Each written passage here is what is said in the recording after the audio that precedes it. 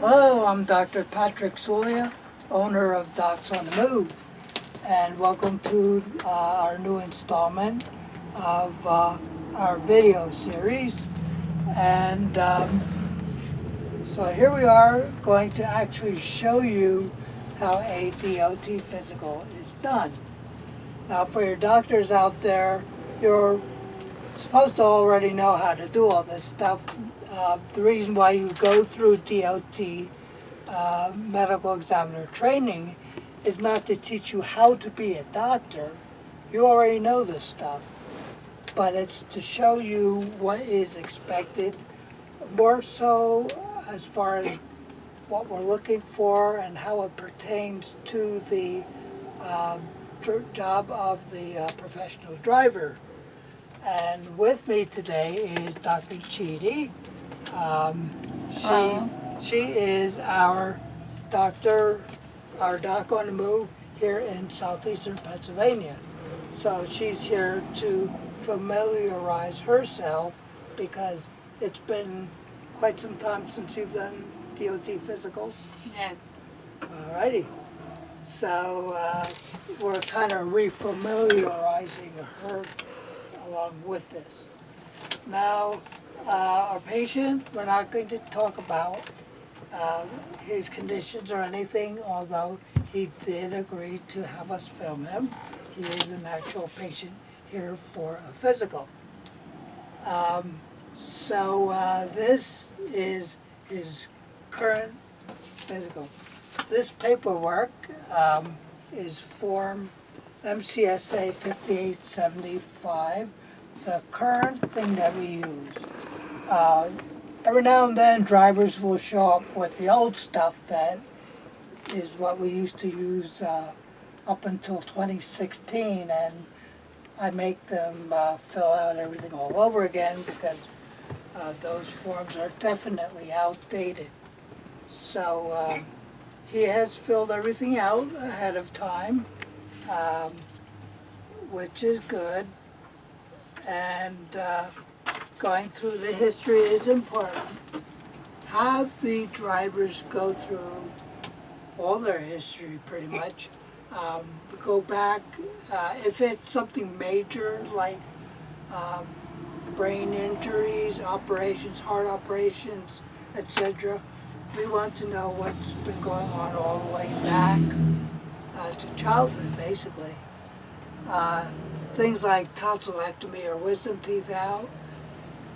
It's good if you include that, but that's not going to affect what he's doing now as a professional driver. So, just wanted to complete something. I know our patient here, so I know what I'm going through.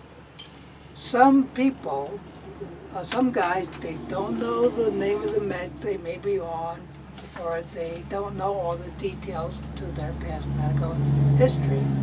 That's okay. I will talk to them and try to get as much information as I can. So, uh, please remember we're here to serve the driver. We're not here to give them a hard time. Uh, Coming to that, I want to clear up some of the misconceptions that are going around out there, especially since 7 years ago the DOT went to the certified medical examiner stuff. Some misconceptions that I want to clear up now because they are so common. There are other misinformation bits going on out there, but I want to address some of the more common ones. First of all, and this is a hot one right now, currently, when it comes to people with diabetes, for your drivers, yes, you can drive if you have diabetes and take insulin, you can still drive. So there are some medical examiners out there. I know the one that I replaced in this area was telling people, don't tell anybody you have diabetes because you won't be allowed to drive. That's totally false. So what I wanted to say about diabetes, there is no requirement as to what your A1C should be. if a doctor asks for A1 to see your A1C, it's okay. However, if they're going to say, well, it must be below a certain point before I can certify you, that's not okay. And if medical examiner is trying to tell you that, please go to a different medical examiner. You don't need that kind of aggravation. Another common misconception involves this thing. If you know what this is, your trusty old tape measure, I know our patient here went through this. You're going to get medical examiners who say, oh, your neck is 17 inches or larger. You need a sleep study. That's BS too. So if somebody tries to pull that on you, please go somewhere else. You don't need that. However, neck size, along with other risk factors, that's really what they should be looking at when it comes to the potential for sleep apnea. Size doesn't matter when it comes to sleep apnea. I know plenty of people my size, little old me, who have sleep apnea. So believe it or not. And yes, I can make that judgment because I am also a respiratory therapist. And the third biggie that I wanted to address. There are a lot of medical examiners who say, oh, you're 70 or more years old, you automatically get a 1-year card. No, that's BS. So those are the three big no-nos. There are others out there that are less common, but those are the biggies that I wanted to clear up. So let's go ahead and do our patient's physical. What I do here is I always pull out a copy of the old physical that I keep on hand. Yes, you are supposed to keep the old physicals you do on somebody for 3 years, a minimum. That's the minimum requirement that we as medical examiners need to keep the record. And me, I keep them actually on hand in a filing cabinet back in my storage area. And I look at them while I'm doing the current physical to see if anything changed. Has his vision changed? Has his blood pressure gotten worse? Last time we were dealing with a borderline blood pressure. Borderline 140, 142. I'm not going to be too concerned with. 160 or more, yeah, that's the problem we're going to start addressing. And again, I can say that because I've been doing this 39 years. So I pretty much know if a person's having a blood pressure problem or not. White coat syndrome, that's a thing, and it is more common than you realize. Just last night, I had a patient who started out with a blood pressure of 162, and until I had him relax a bit and did took his blood pressure again towards the end of the physical, it was 132. So yeah, white coat syndrome is a thing. And so you have some hiccups there, so, and that's been a problem for you. So we'll see what we can do. Okay, now for the actual physical. I'm going to go ahead and do his physical. Not everybody checks everything that I do. I've been told by everybody that I do the most thorough hands-on exam they've ever had. And not to boast, but I figure if it's on the sheet, I'm going to check it. First thing I'm going to do, I have my patients take off their shoes and socks. That's the only thing that actually comes off. So if the patient is not wearing shorts, when I'm checking their circulation, I'll have them pull the pant legs up, etc. So it's just the same as if they were wearing shorts or skivvies. But we'll go through all that later. While I'm doing the physical, I take notes online. So I have a fillable version of this form online, not online on my computer. So I already have this all filled out, the heading and all, his name, etc. up top. And as I examine each thing, I'm just going to fill in the results here. Okay, first thing I always check is the blood pressure. And I'll have you put your left arm here. And the other thing to keep in mind, we are in a mobile setting. So we're probably in the middle of a mall parking lot or a truck stop or some sort of public venue, even out on a public street, sitting in front of the patient's home. So keep modesty when you can, which is why I have the patient stay in their clothes, and if anything needs to be bore, then we'll just go ahead and do that very briefly. So they're not walking around in their underwear. Okay, back to the blood pressure. It's good to have a couple of different sizes of blood pressure cuff. You're going to get some big guys, and you're going to get some guys my size who take a regular blood pressure cuff. And if the blood pressure turns out to be high, the first thing I'm going to do is use a bigger cuff anyway, because sometimes that does the trick, and automatically the blood pressure might actually be normal. You're just using the wrong size blood pressure cuff. I see that happen a lot. Fellow chiropractors who aren't used to taking blood pressures every day will do that mistake from time to time, and that just comes from not being experienced. So we're going to go ahead and take your blood pressure here. I have, let me just show you. I use what are called, I even forget the name, S-clip cuffs, where they're designed for a patient to be able to do this to themselves. And it just makes things so much easier for me and the patient here in the more rapid-paced mobile setting.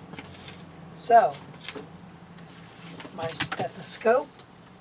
Yes, this is a $450 Littman electronic stethoscope. I started using this so that I can actually have a amplifier. So I turn it on, turn the volume up, because I do get into a lot of noisy situations, especially if I'm at an industrial site, a construction site, a truck stop. You're going to encounter a lot of noise. So, let's go ahead and take your blood pressure. Now these take a little longer to blow up.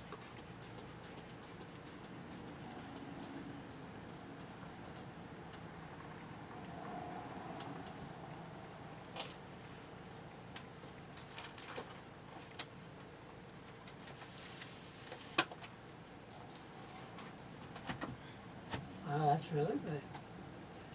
116/76. And it also takes your pulse. So I have your pulse too. And we don't have to worry about your blood pressure. That's actually much lower than it was last time. Yeah. And especially when I just had it done at 11 o'clock and it was completely different. Okay, so what did I say, 116/76, I think I said. Pulse was 98. a little fast, but still normal enough not to be overly concerned about it. Okay, next I check your vision. So here's the card I use.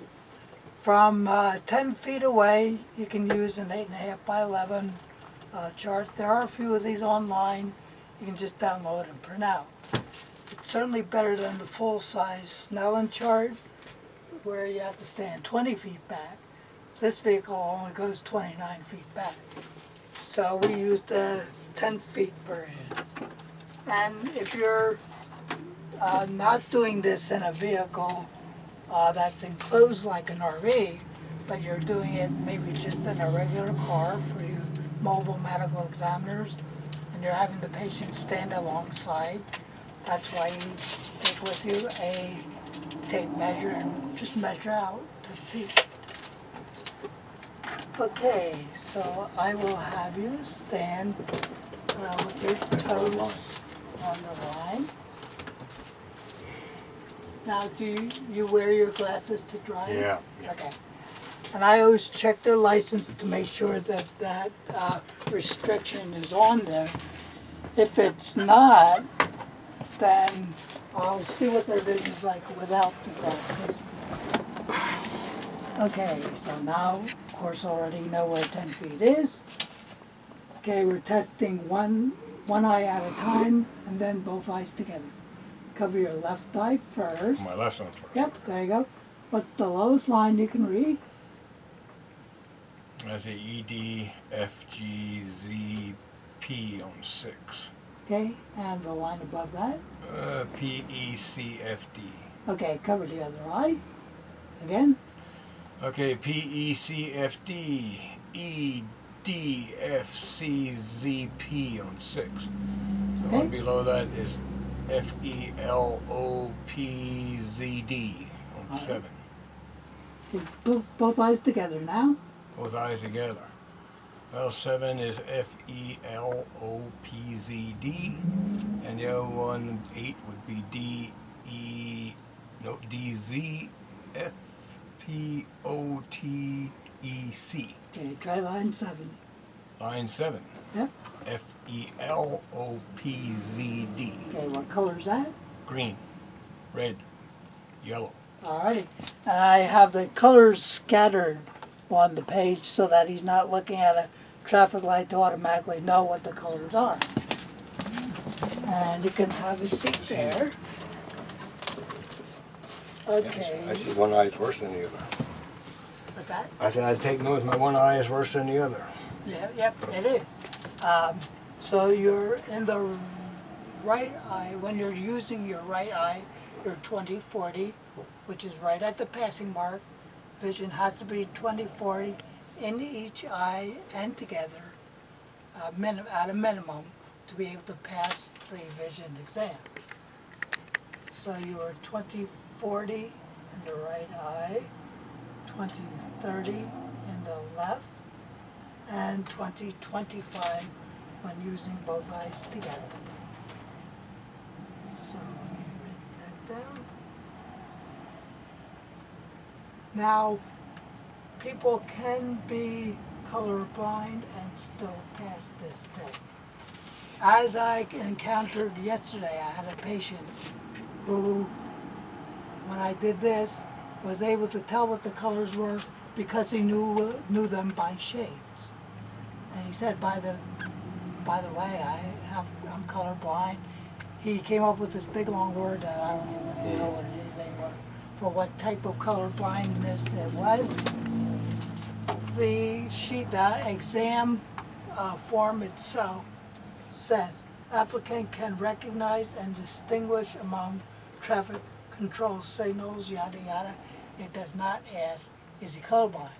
So yes, the patient can pass, even though they are colorblind, as long as they can distinguish the colors. Okay, so vision test is done. I'm going to do a few more things that I normally check. Okay, and I use a brightly colored pen for this.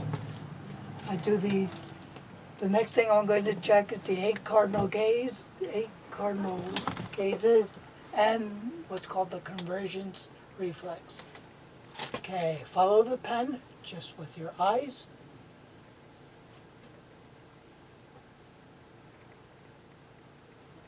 Now, the 8 cardinal gazes checks the function of 3 different cranial nerves which operate the eye, as well as, follow the pen, when you see the eyes come together as you do that, that's actually a reflex called the convergence reflex.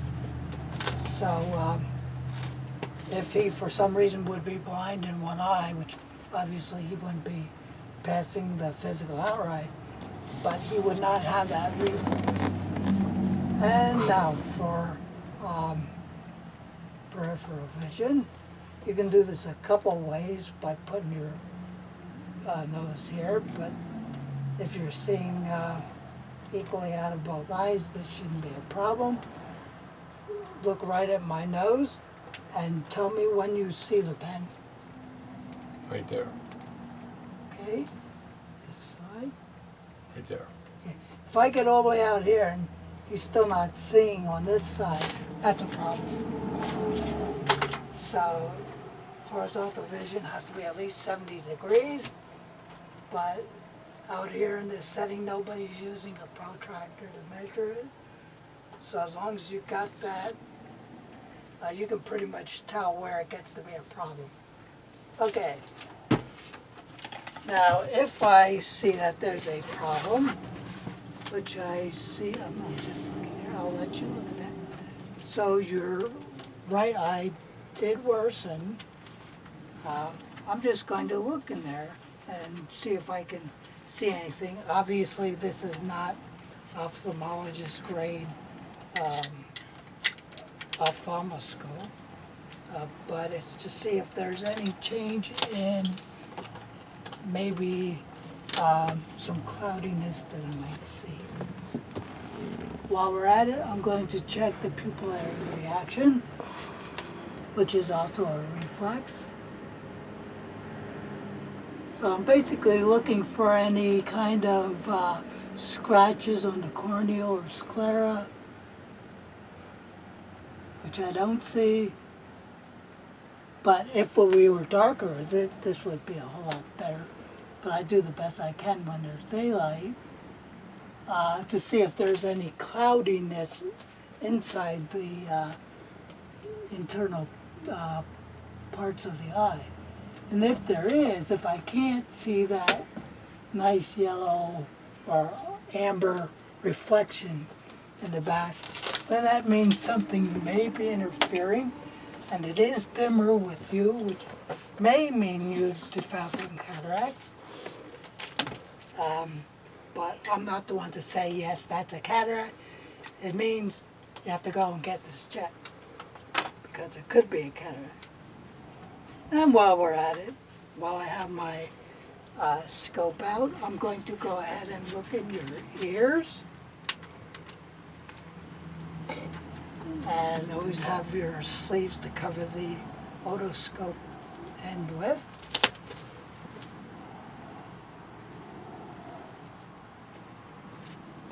Okay, and this side. Oops. He's right there. Yeah, I was wondering where I that was going to went. say, when it fell out, I thought that was your magnifying. Yeah. When it falls out, you can't see a thing. And that happens a lot.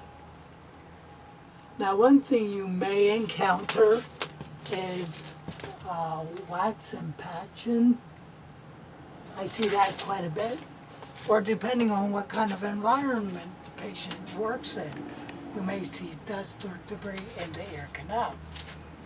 And I like to remind a patient to keep their ears clean.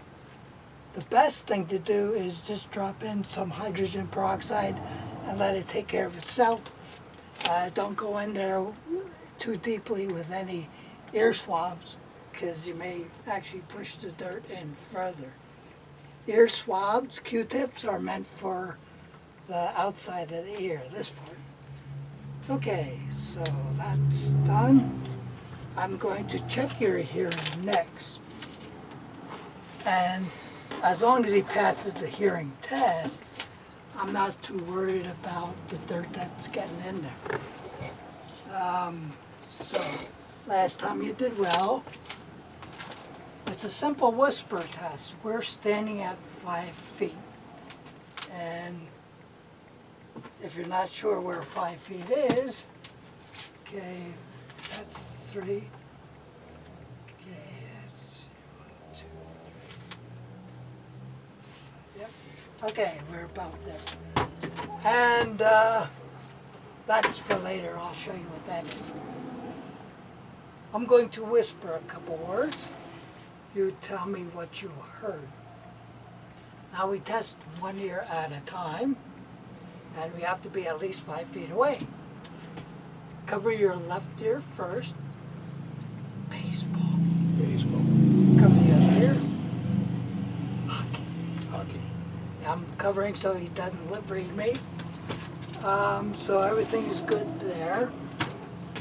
If he could not hear anything, then I would set this up to do an actual beeping test. If you guys need to know, I can send you the website. It's actually an online thing that allows you to do that. I have earphones that he wears, but that's something I've rarely had to do because they are very liberal with the hearing test. As long as you're getting the sounds right, I don't care so much about the word. I'm checking to see, can you hear certain pitches? That's what I'm looking for. And basically, you need one good functioning ear to be able to pass the hearing test. So the stuff that really takes the most amount of time is already done. Okay, I have it marked here. Eye test, ear test, all that's good. So next I'm going to listen to your heart and lungs. And after this, the rest of the test we can pretty much fly by. Now first, I'm going to have you lift up your shirt.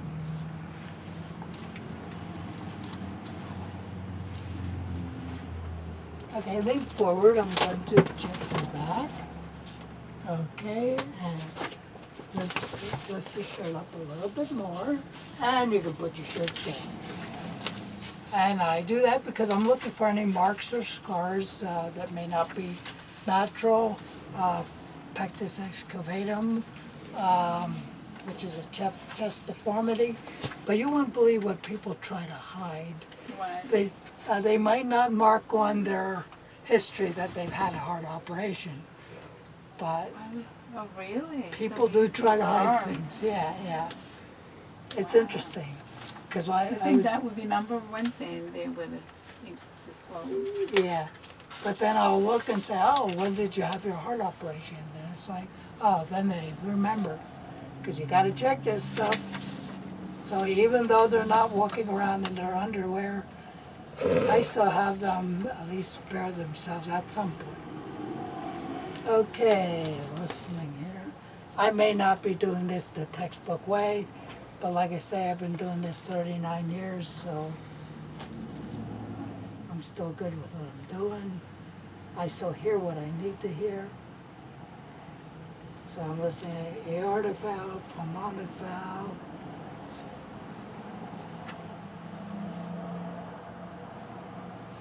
tricuspid valve, mitral valve, out here. I'm going to listen in your neck for any signs of carotid artery plaquing.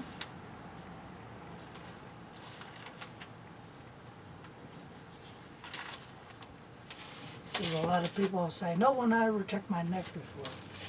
Yes, that makes for a complete exam because that's where aortic or carotid artery plaquing or narrowing could be a sign of a warning sign that there could be a stroke happening at some point in the future, unless it gets taken care of. So yours are okay. Now you can take some deep breaths in and out.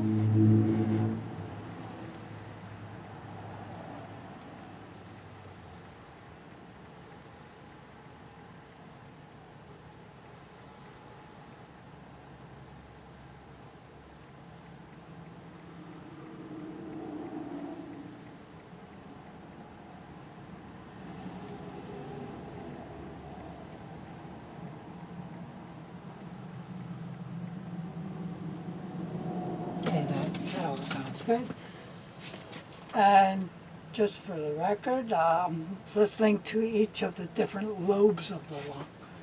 Towards the bottom, if you have any kind of problems like congestive heart failure or atelectasis, which means your lungs like to collapse, which happens in COPD, you're going to hear those in the bottom. For people with things like bronchitis or asthma, you're going to hear more toward the top.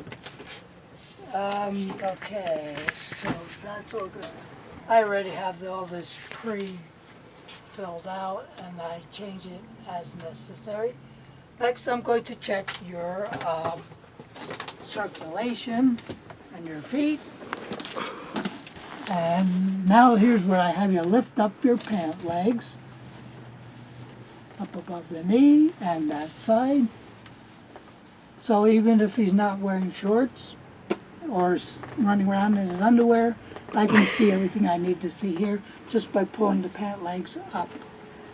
So I am checking the pulses in his feet, because if he is going to have circulation problems, this is one of the first places it's going to show up. For drivers that do long haul over the road driving, you are going to see problems here pretty commonly. Circulation problems. Now when I squeeze the toes to see if they pink back up, that test actually has a name. It's called capillary refill. And so I'm checking to see if the blood is getting everywhere it's supposed to. If I press on your toe and it stays white and doesn't pink back up again, that means you may have a circulation problem or even a blood clot. So circulation is good, pulses are good. I don't see any ankle swelling. Discoloration of the toes could be from untreated diabetes. Swelling of the toes along with a heart issue could mean that something's going on with his heart that he's not taking care of. Okay, take your foot and push against my hand like you're pushing the pedal. Okay, I'm checking his strength there. Strength and range of motion. Check some reflexes. Okay, the L5 nerve root. You can see the flicking of the toes. L4 nerve root, which everybody's familiar with. Okay, put your hands out. Again, checking circulation, capillary refill. Squeeze my hands. Harder. Come on, Harder. Yep, there you go. Checking more so for evenness, because if one side is weak, it could be due to injury, or people who have had strokes in the past might not have a stronger grip on one side. So let's check some more reflexes. Yes, you have them in the arms too. C6 nerve root should have flicking of fingers, and behind the elbow here, C7 nerve root. I might have had that backwards there. C7, C6, they're both good. Okay, now, circulation and reflexes are good. I'm going to check your range of motion, etc. Stand up. Yep, reach down to touch your toes. Come back up. Twist to the left. Twist to the right. Okay, turn your head to the left. right, look up, keep looking up, and close your eyes. Now that's Romberg's test to check to see that the cerebellum of the brain is working. The cerebellum is what regulates your balance and muscle coordination. Open your eyes and look down. Okay, all that is good. And what I do with my glasses, I'm always losing my reading glasses. So all those are good. And I've seen him move, I've seen him walk, his knees and arms are okay. Have you ever had any hernias? Yes, I had one fixed, God, I can't tell you how long ago, it was probably in the 90s. Right side was fixed. Right side. Okay. I forgot about that on that sheet. Okay, that's okay. Not everybody remembers everything like this. Sometime in the beginning. 90s. Okay, right inguinal hernia history. Now, do I go down there to check if they are symptomatic, having problems? And if they really do want me to, I will do that. I know I'm going to get help from other medical examiners for not doing that routinely, but there are other hernias I do check for. So now what I do is I check the belly up here, because you can get umbilical and other types of hernias up here. Those I do routinely check for. I will have you lie here, put your head up there, and lift your shirt up. There you go. I'm just going to be pressing in your belly around the belly button. So I basically break the abdomen down into 16 quadrants, plus the spleen. Back here, I check the spleen. Because people who have certain types of blood disorders or a history of abdominal trauma may have enlarged or even removed spleens. Now I check for lower abdomen hernias by having the patient inhale, deep breath in and hold it.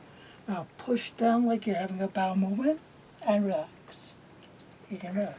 There you go. So I do check for those hernias. Again, deep breath and hold, push, and relax. Okay. I see there's no obvious umbilical or belly button hernia. And another thing I check for, which is quite common, is called diastasis recti. It's a benign hernia, kind of. You can leave your shirt up a little bit and do a half sit-up. Yep, and you have a huge one right there. Okay, again, sit up. So diastasis recti is not a problem unless it's symptomatic. So I'm just going to make a note of it, diastasis recti. I mean, when I sit up, that lump in the middle of my stomach, I had that for 20 plus years. Yep, yep. And let's have you step up on the scale. The scale that I use goes up to 550 pounds. So I never have to worry about the size of the patient. And 228. So looking at last year's, what was he last year? His weight,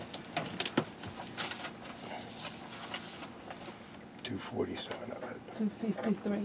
253. 223. Okay, so you gained 5. 5'3". Yep. Said I lost 30 pounds. Yep. Alrighty. 228. Alrighty, and this is what's called a surveyor's pole. I use it to see how tall the patient is. I should say the driver. He's not my patient because I'm not treating him for anything. I'm just evaluating him. Okay.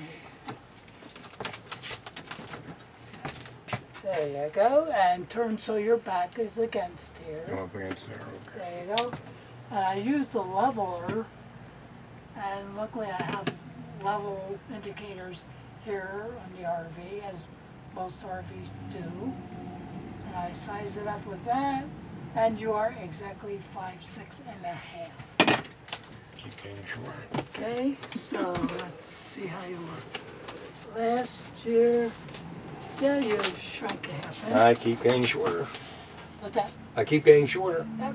And that is Get common. older. I left high school at 5'9". Oh my. We still look tall. And of course, I do that without the shoes on Yeah. for a reason. And the last thing we have to do is pee in that cup. And the bathroom is in here. When you're done, just leave the cup in there. For you non-CDL drivers, this is not a drug test. It's just checking for signs of diabetes or kidney trouble or internal infection or other problems you may have that you don't know about, maybe.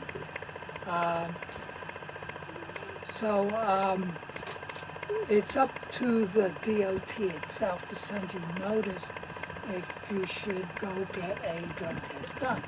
It's not part of the routine physical. Now, certain medical examiners may do drug testing as a separate service, but as for the DOT physical itself, it's not part of it. So, let's see if there's anything else I have to address I'm gonna stand up. about the physical. But what you've seen is pretty much what I do for everybody. Now, do I do it every single time?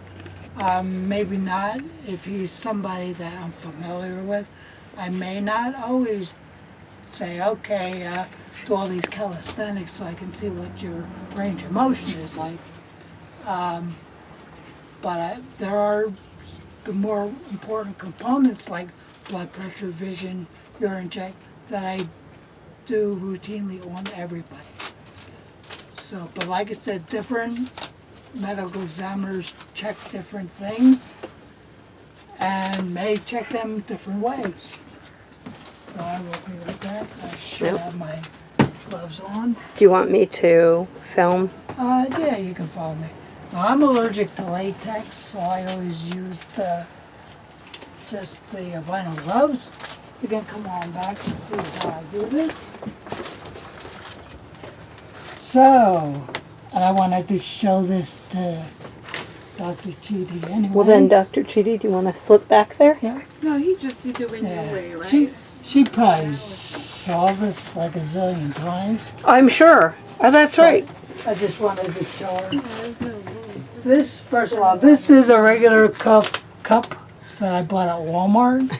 It does not need to be sterile for this test. However, if you're taking care of a patient, like in a public place, like they have to go to the bathroom in a Job Johnny or a public bathroom, you might want to invest in cups that have the screw-on tops. So these are regular old 10-parameter urine strips, they're called. And this is what they look like. And you just dip it in there.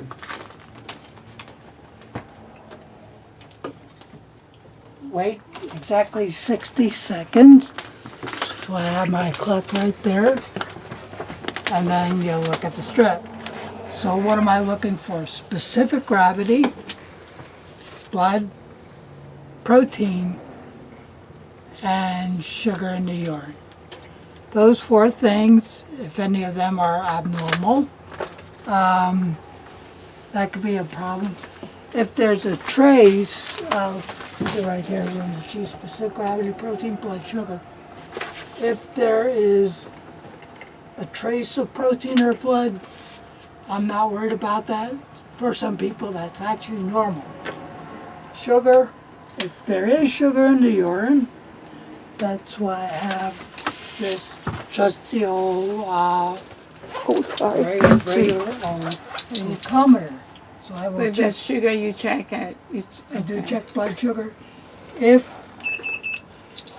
you're standing on the scale. Oh, sorry. I'm sorry. Thank you. Now we're at 67. All right. I was trying not to step on you. Oh, I'm sorry. No, it's okay. So looking at just a strip here, Walking backwards. everything is normal. Now glucose, if this one on the end turned dark, that would mean there's sugar in the urine. And of course he's normal. So my next step then would be to pull out the glucometer and check his blood sugar with a finger stick. And that's the whole exam.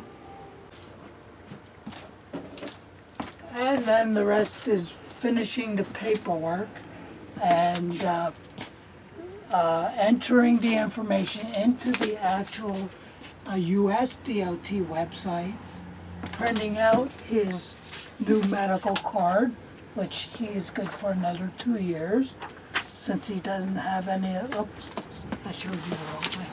That's what a medical card looks like. That's what I'll get. The little wallet-sized cards are optional. We used to give them out routinely up until about 5 years ago. Now they kind of did away with them. And this medical card is what the driver then takes to the state. So you're showing his information here.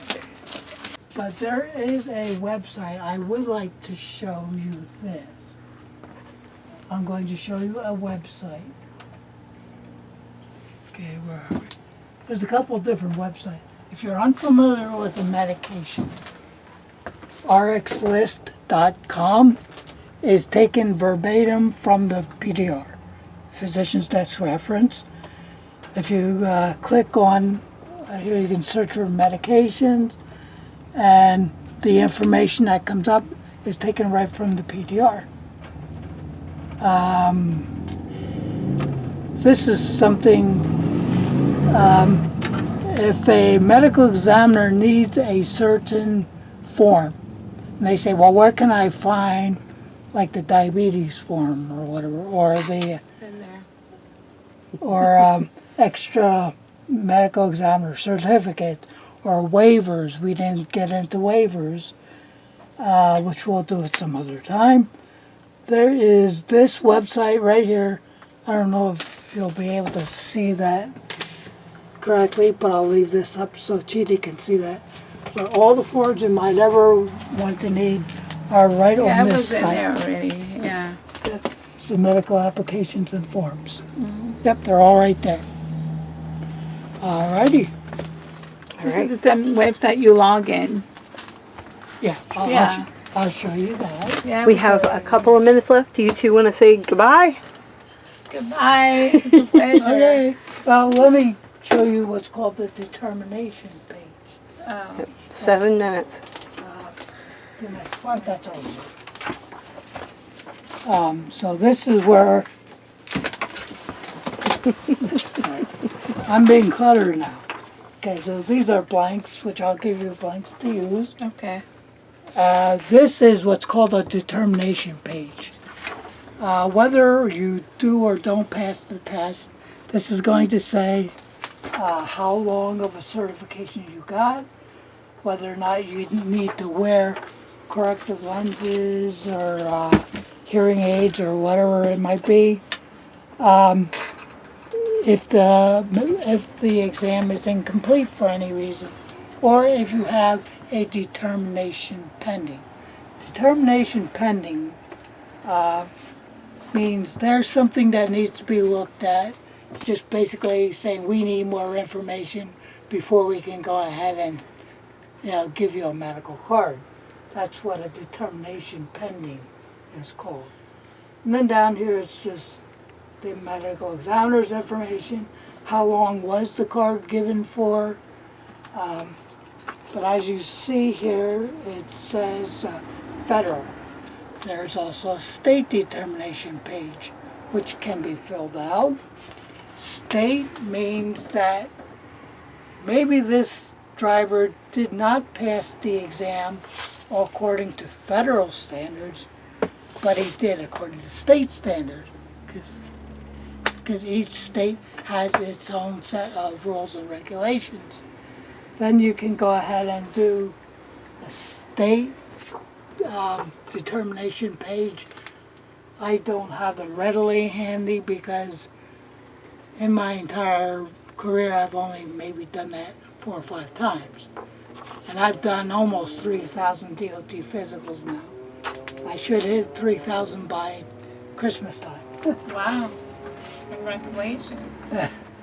It's a lot of work. I know. Okay. You ready? Okay, so since we're running low on battery, we'll end here.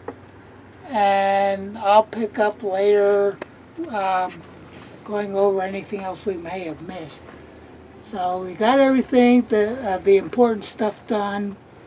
So we'll, unless I add an addendum, we'll see you next time.